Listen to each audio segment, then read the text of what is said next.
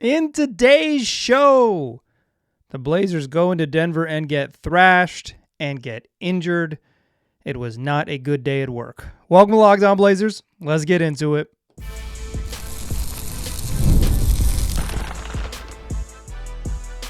You are Locked On Trailblazers, your daily Portland Trailblazers podcast, part of the Locked On Podcast Network. Your team every day.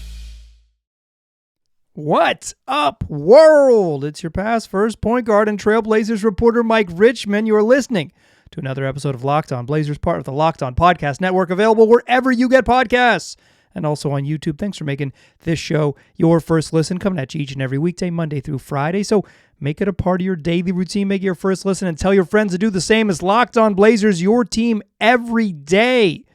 In today's show, just a no good day in Blazers land. They lose by 29, 146-17, 146-117. They scored more than 17 points. 146-117 to the Denver Nuggets on a night where the Nuggets got whatever they wanted on offense. A near historic performance from Denver, and they could have, if they wanted to make some history, they probably pretty easily could have. Plus, adding injury to insult as Deandre Ayton and Scoot Henderson go down with injuries. We'll talk about the game. We'll talk about those injuries, and we'll find some silver linings. I think Donovan Clingan, who may be pressed into a little more action, probably about as much as he can handle over, well, at least on Wednesday nights, we will see. He played the best game of his career on offense. It was the best offensive performance of his career, and I think there was a couple things that's at least make you go, "Hey, what's that? What's that type of thing?" We'll get into that a little bit of quite frankly forced positivity on a night that sucked. Let's do what we do though. First, fastest recap in the West. Blazers lose 146-117. The Nuggets made their first 11 shots. They scored 28 points in the opening 8 minutes of the game. It took them nearly 9 minutes to finally miss, and they led 38-27 after one.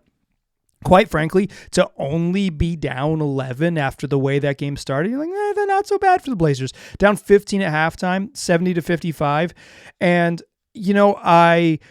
I wouldn't say that I ever got to the point where I was like, you know what, they might do it. I'm optimistic. But there were some moments early in that third quarter, in the opening 3 minutes of the third quarter, where I started to say, they're going to make this a non-blowout. They're going to make this a competitive game. And I think there's been some times this year where the Blazers have kind of dug themselves too big of a hole to be competitive, but have refused to kind of go quietly into that good night. And then they certainly did. Avery Simons hit a three-pointer that cut it to 7 with about 9 minutes and 40 seconds left, 9:38 according to my notes here. Shortly thereafter, Deandre Ayton would get hurt for the remainder of the game, and what looked like a pretty scary injury to his left calf. We'll talk more about that to close the show. But the Blazers have to take a timeout to get DA off the floor, and when they come back, Donovan Clingan scores back-to-back buckets in between a Nikola Jokic miss. Jokic finally misses a shot. Oh my gosh, and the Blazers rookie big man is scoring. It's a 7-point game with 8 minutes to go in the third quarter, and this is when I started to think, you know what? Maybe they're going to make this competitive. Maybe this one is going to be, as hot as the Nuggets were. Maybe they're going to play with their food a little bit, and and the Blazers are going to hang around. Nah, shut up, idiot. Blazers down 20 going into the third quarter, or going into the fourth quarter, 112-114. The Nuggets hung a 42 spot on them in the third quarter, 38 in the first quarter, 32 in the second. Oh, calm down a little bit. 42 in the third. They just got what they wanted. The Nuggets were shooting north of 70% until the 5.5 minute mark of this game. That would have just been the third team in NBA history to complete a game shooting north of 70%, according to my handy-dandy research department. Instead, they dropped all the way down thanks to a 6 of 14 finish from the floor over those final 5.5 minutes. They dropped all the way down to 65.9%. They shot 66% from the field, including 79% from two through the first 42 minutes and 31 seconds of that 5:29 mark. the Nuggets were shooting 81% on twos and 70% from the floor. They calmed all the way down to 79% on twos and 66% from the floor, thanks in part to playing the deep end of their bench for the final 4 minutes, 11 seconds. They were just crushing. Instead of having one of the 3 greatest offensive performances in the history of the NBA, at least according to StatHead's numbers or recorded box score history, instead they just had one of, the best offensive performances of the year, a season high, a $146. This is, at least according to StatHead, one of the 50 or so best shooting performances of the last 30 years. That's not particularly notable unless you think of how many freaking games there are over the last 30 years. And it's like, oh wow, this was a truly hot shooting night. Blazers lose 146-117. That's your fast recap in the West.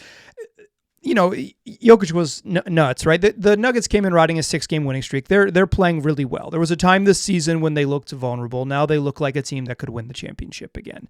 I don't think they're going to catch Oklahoma City in the standings, probably, just at 35-19 now after this win. I don't think they're going to. I think it's unlikely, but I do think they're very clearly the second best team in the West and capable of winning a title, capable of winning when the games really matter. And when you have the best player in the world, you have a chance. And Nikola Jokic just had 40 points, 7 boards, and 8 assists on 15 of 22 shooting. He was 13 of 15 inside the arc.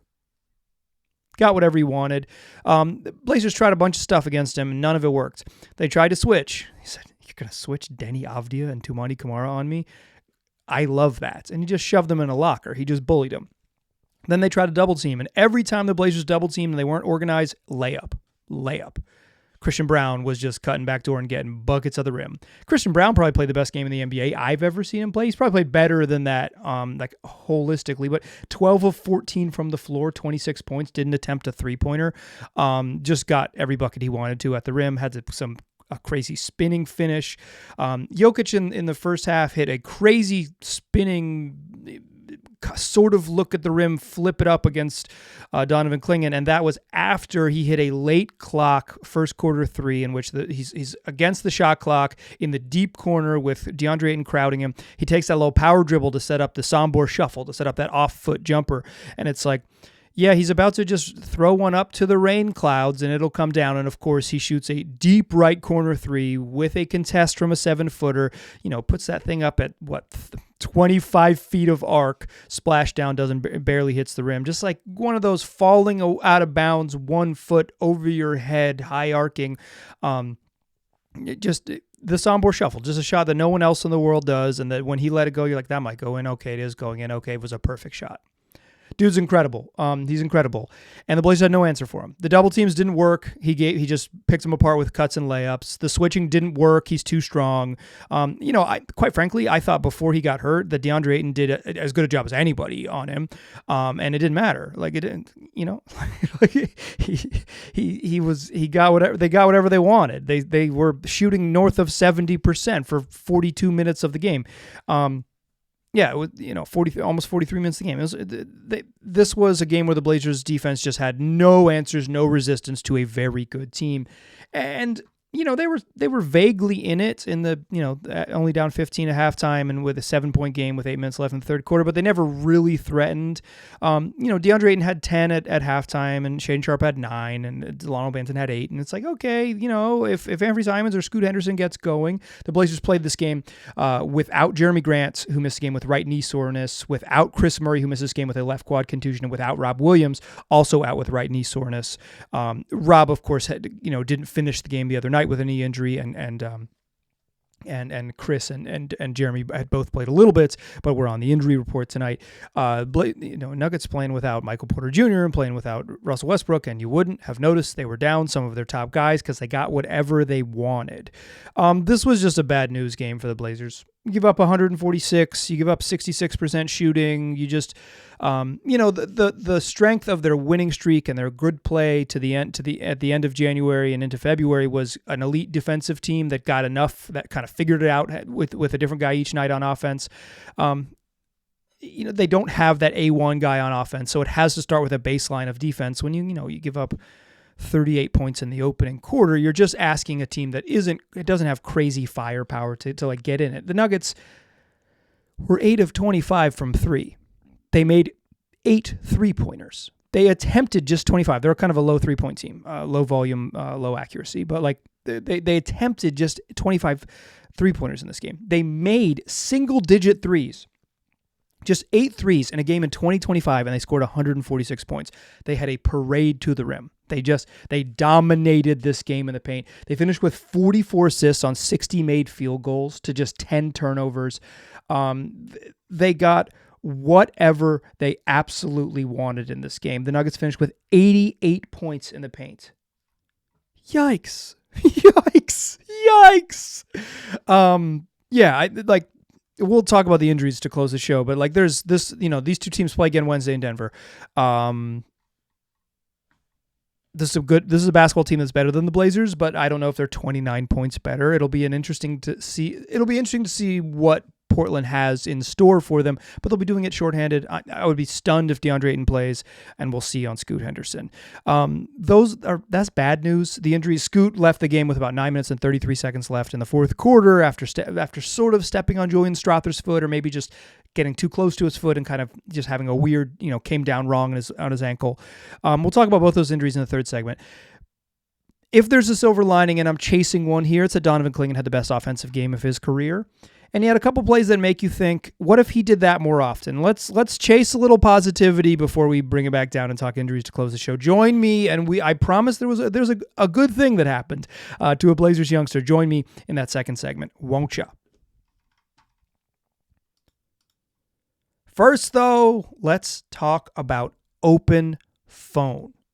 Running a small business means you're wearing a lot of hats. Your personal phone becomes your business phone, and before you know it, you're juggling customer calls all day and night.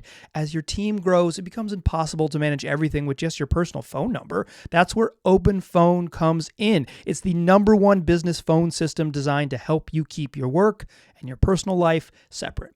For just $15 a month, the cost of a couple coffees, or two coffees if you're getting expensive in certain Portland neighborhoods. The cost of a few coffees, just $15. You get complete transparency and visibility into everything happening with your business phone number. OpenPhone works through an app on your phone or computer and integrates with tools like HubSpot and hundreds of others. It also uses AI-powered call transcripts and summaries, so you'll have a rundown of your calls and action items the second you hang up. If you miss a call, no problem. Automated messages are sent directly to your customer, ensuring you never miss an opportunity to engage. Right now, OpenPhone is offering 20% off your first 6 months when you go to openphone.com/LockedOnNBA. That's OPENPHONE.com/LockedOnNBA for 20% off 6 months. openphone.com/LockedOnNBA. If you have existing phone numbers with another service, OpenPhone will port them over at no extra charge. openphone.com/LockedOnNBA.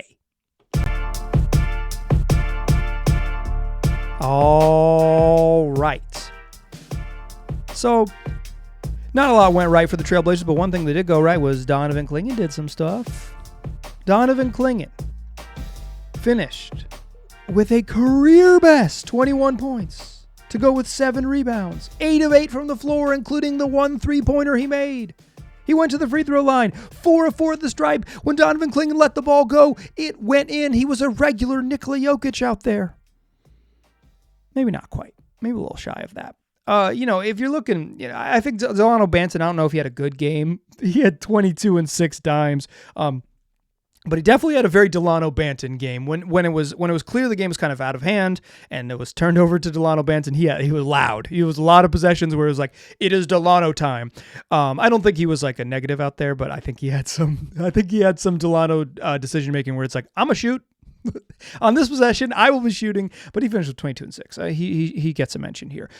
Scoot, not good before he got hurt. Anthony Simon's not particularly good. Denny Avdia played a bunch and into the fourth quarter because the Blazers were injured, and I guess they had to play some guys at some points. But he was better than he has been, but I don't think Denny was particularly good. Ayton, 4 fouls and no rebounds in his 18 and a half minutes. I thought he played fine in the first half. And I looked at the box score and I was like, oops, maybe he wasn't as good as I thought. Just 6 for Tumani Kamara. He made 2 threes and didn't connect on any of his three 2-point attempts. The person who played well was Donovan Clingan. And, Clingan has had some good games. He's even had some good games as of late and some good moments as of late. But they, by and large, come on the defensive end as a good shot contester, as an elite defensive rebounder. He's someone who just finishes plays. He's a good rebounder. He's been a better rebounder statistically as a pro than he was in college, which is maybe just like the virtue of small sample sizes or something like that, or like how college rebounding works as opposed to NBA teams, which maybe put somewhat more of an emphasis on getting back, although I think that's changed a little bit in recent NBA eras. But Clingan's been a good rebounder. He's been a good defensive player. This was the first game where you saw him get some stuff done on offense. And late in the third quarter, he aces a three, right? Good looking shot. It doesn't look awkward. Maybe it looks a little bit like he's thinking about it, I would say. The shot mechanics don't look like too funky, but I think he looks like someone who's thinking about shooting when he shoots the ball from distance. And they give him space, they give him time. Like almost no teams care about him shooting threes yet. And I think there is a world in which the elite version of Donovan Clingan is someone who makes spot up threes and protects the rim. The sort of unicorn bigs of the world are elite shot blockers who space the floor. And I think there's a world in which Donovan Clingan becomes that. But I don't think it matters if he can't score inside the arc. And that's been the challenge for him to begin his career, is that he just doesn't have much footwork or much touch around the rim. He can get a little hurried, and then his footwork gets bad, and little guys can guard him because his feet are he's not creating a wide and strong base with his feet. He's bringing the ball down low. He's able to get contested. He's, kind of alligator arming or as I call it, T-Rex arming some shots where it's like, you're putting that ball up from like below your shoulder as you come around on a hook shot. Yeah, a 6'8" dude can easily guard you, because even if you're a giant person. He struggled with his touch. He struggled with his footwork. And in this game, the play I love the most is he caught it on the left block and made a drop step, sealed with his right foot, got inside and scored. The 3-point shooting is a thing to think of in the ultimate version of Donovan Clingan. But for me, the thing that I would like to see Donovan Clingan be is just effective around the rim because he's so big. And in this game, he finished a couple lobs. He made that drop step that I got legitimately excited about. Some putback buckets, right place, right time around the rim type of thing. 8 for 8, the most field goals he ever made a game. A perfect shooting night. This is, I don't know how repeatable or whatever it is, because there's going to be games where he doesn't even get 8 field goal attempts, much less 8 field goal attempts and 4 free throws. But if, with Rob Williams out, and I'd be stunned if Rob plays on Wednesday, and with Deandre Ayton out, I'd be very surprised if Ayton plays Wednesday. We don't have an update from the Blazers on either of those injuries. But I think Rob being listed as questionable heading into this game and then ruled out is probably a really good sign for long-term prognosis. But also the Blazers kind of mess around with the injury report, so you never know. Those designations aren't as important, but I do think that one, particularly for Rob. But if it is Clingan and they don't have Rob Williams and they don't have DA for a long time, I don't know that Clingan can play regularly 28 minutes in a game. I think the way the Blazers treat him, where he does have when it's either a Rob night or a Clingan night, Clingan doesn't play, period, suggests that they're being cautious with his minutes. They are being very intentional about how many minutes he gets. They're being very cognizant of his workload. So I don't think we're just going to magically see UConn Don play 29 minutes a night, right? I don't know if that he's capable of doing that. He's played some big minute games this year. I believe he's pushed up there before, but could he do that 3 times a week and them feel comfortable about his workload? I don't know, and I think judging by how we've seen them treat Clingan, I would be surprised if that's the case.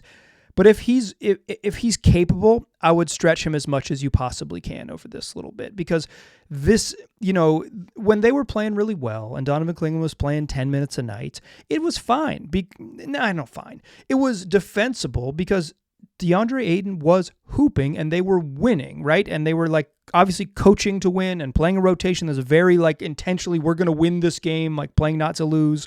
We're not going to stretch minutes from a rookie who struggles a little bit. But if he's going to have this, show a little bit of touch around the rim, show the confidence of like both being a giant person, although I don't think he was particularly impactful on defense in this one, and also like the Nuggets killed the Blazers in transition, which is why you get all those points in the paint, 88 points in the paint, because you just run and get layups. And Clingan's not going to help your transition defense. He's not going to run end to end very often, and I don't think he guarded Jokic, in any meaningful way. He's not a solution, but he certainly give him an opportunity to give him reps. If the health situation for the Blazers is just like you're down to Duop, Reef, Jabari Walker, and Donovan Clingan as your center rotation, start Clingan, given as many minutes as they think he can handle physically while keeping his workload in a way that they feel safe. I can't speak to what that is, but they're medical professionals. I will just certainly trust them more than I trust me. So like give him as much as he can handle and put more on his plate and see what it looks like, because this was a promising game on offense. And the big challenge for every player in the league is consistency. I'm not expecting him to go 8 for 8 and score 20 points again, but it would be nice to see Clingan be confident in that drop step move, be confident as a rim roller and a guy who catches lobs, like show some, figure out how you can score in the league and then apply that moving forward at whatever scale you're able to. And then if the jump shooting comes along, or outside shooting comes along, not a lot of jumping there. If the outside shooting comes along, huge bonus, because I think his baseline as a defender and rebounder make me think that he's could be a long-term NBA center fairly, and like be a major part of an NBA team pretty quickly because of his baseline of competence. But if the weaknesses, particularly that offensive touch around the rim, if that comes around like it did in this game, and it's a real thing that continues, obviously one friggin' night, 20 minutes, that's a big deal. That's a useful positive. Okay, let's talk about these injuries. Join me in the third segment. Just a bummer of a situation. Let's talk about them to close the show. Still a pass first point guard. Still Mike Richmond. You still listen to Locked On Blazers. We're going to talk about some bad news. Strap in. If you've been listening, you know what you're doing. The Blazers lost by 29. They gave up 146 points on the road in their second to last game before the All-Star break. And you're listening to Locked On Blazers. Thank you. Stick with me. We have other bad stuff to talk about right now. So here's the Deandre Ayton injury. Third quarter, about a 7-point game. Deandre Ayton catches the ball on the right side of the paint, bodies Nikola Jokic, and gets from the right side to the left side and goes up for a low layup. Doesn't score. Comes off the rim. And as DA he didn't really jump for the rebound, but he started to move his body for the rebound, and he pulled up lame. And he immediately reached to his left calf. And Nuggets went the other way and scored in transition because they're playing 5-on-4, because Deandre Ayton didn't even get to he was at the rim at the paint. He didn't even get to the foul line, right? And on the broadcast, I was not in the arena. It was in Denver. Lamar Hurd's like, "Oh no, Deandre Ayton's hurt," and it looked like it was just a non-contact thing, and those are always just scary, right? Like he looks like he jumps, and when he jumps, he grabs his calf. Up just below his knee, like the upper part of his calf, but immediately grabs his calf. They call timeout. They get him to the bench. He limps over to the bench, moving gingerly, and before they go to the commercial, he's talking to the team doctor, and he's got like a towel on his calf or whatever. And it's like, what just kind of figuring out what happens when they come back from discussing what happened and getting him figuring out what's going to happen next. When they come back from commercial break, they go to commercial because the Blazers took a timeout. DA's off the court, and they show the replay of him leaving. And he is leaving the court and walking back towards the Blazers arena, which is opposite from the bench. And he's getting support from Duop Reith and Jeremy Grant, and putting very, very, very, very little pressure on that leg. I mean, that's what we know. We know that he hurt himself in what appeared to be a non-contact injury, and he was walking very gingerly and needing some assistance from his very large teammates to get himself out of there. And it appeared to be a calf injury. He was ruled out with a calf injury. Will not return, calf injury. We do not have an update. Chauncey Billups did not give one to the reporters in the arena after the game. So we'll find out some. Assuming the Blazers practice tomorrow, maybe we'll find a little bit tomorrow. Maybe they'll release some information, if not Wednesday pregame.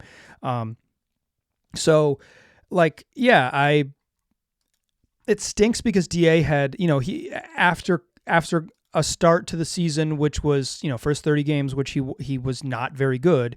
He had really found a rhythm. Like, he was playing his best basketball of the season. He was playing impactful. His box score is pretty bad in this game, but my eyeballs, and again, I think I've said this before if you're a longtime listener, is like, I often when I'm watching on TV, I try not to look at the box score because I want to just like take my notes and think about the games without like agnostic of the stats. And then if I'm way wrong and the stats say one thing or another, maybe I'll, it's like when they say in the broadcast, the Nuggets have made 11 in a row. I'll put that in the notes, right? I'm not like trying to not hear the numbers, but I'm trying to watch, if it's on TV, watch the game without being too box score obsessed.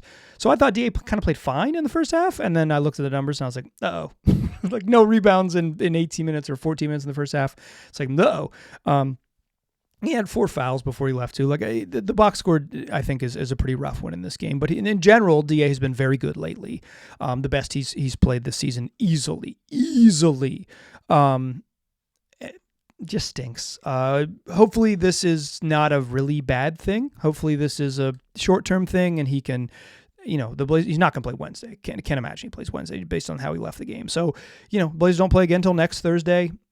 That's a week. If he needs more time, he needs more time. Like, there's no reason to chase it and rush it back or anything. But it's just like, some of the stuff for the Blazers with Rob now being out, and maybe it's a minor thing, and with DA being out, it's like some of it is you kind of know that this team has the potential to do shenanigans the second half of the season. But yeah, that's what you want. You want shenanigans. You want fully made up injuries. You don't want guys to actually get hurt. Those are actual bodies. You want them to lie about it and have to like maintain a lie in order to prevent the team from getting fined by the league or whatever. You don't want anyone to get actually hurt. That's terrible. So I hope I hope DA is okay. Scoot Henderson also had an ankle sprain, right ankle.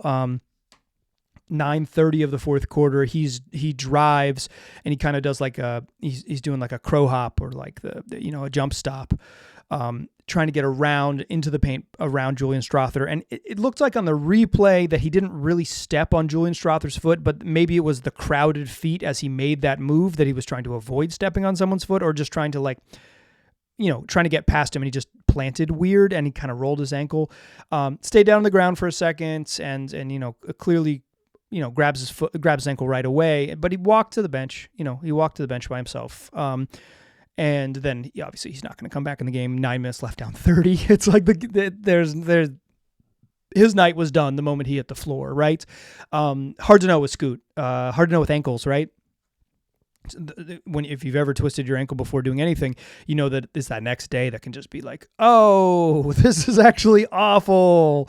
And immediately after is not as bad. So I think he probably doesn't know until he wakes up tomorrow morning.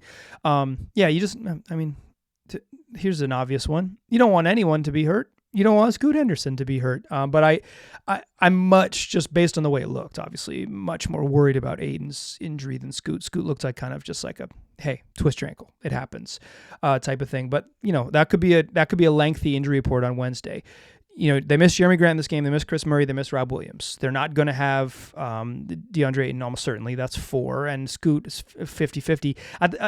50-50 in my brain. I have no idea. That's not reporting anything. Scoot to me seems like a toss-up because it didn't look like an awful ankle injury, but also those things, it's hard to know, and maybe they just like don't want to play. So it's 4 guys in the injury list and maybe another one. It's just, that's no good. I don't think, the Blazers don't have any incentive to try to chase down a win in this game. Obviously, they want everyone to get healthy. I hope for Scoot's sake that this isn't a big deal and they let him play in the Rising Stars game. It would be a bummer if Scoot didn't get his moment to play in his 4th Rising Stars game. Not that the game itself matters, but like being there and part of the festivities and being able to run around even in a non-serious game is like, you're honored. You're at the midseason showcase and you're getting your chance to do your thing. I hope he's okay. Hope he gets to play, and we get to watch him and Toumani Camara on Friday evening in the Rising Stars Challenge, and hope they win, and then they play in the All-Star game this weekend, and then Toumani Camara wins All-Star MVP by locking up LeBron James. That's the actual dream. That's the dream that I hope happens,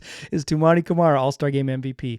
A lot of steps to go, but injuries suck. They're just they're a part of basketball. It's just like the nature of playing this game 4 times a week. It's just guys get hurt and it stinks. And I hope everyone gets healthy and gets right, and the Blazers are able to decide whether they want to make up injuries as opposed to having to report real ones.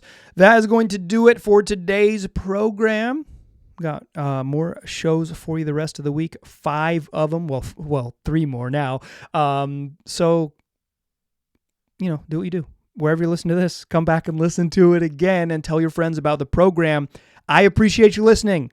I'll talk to you soon.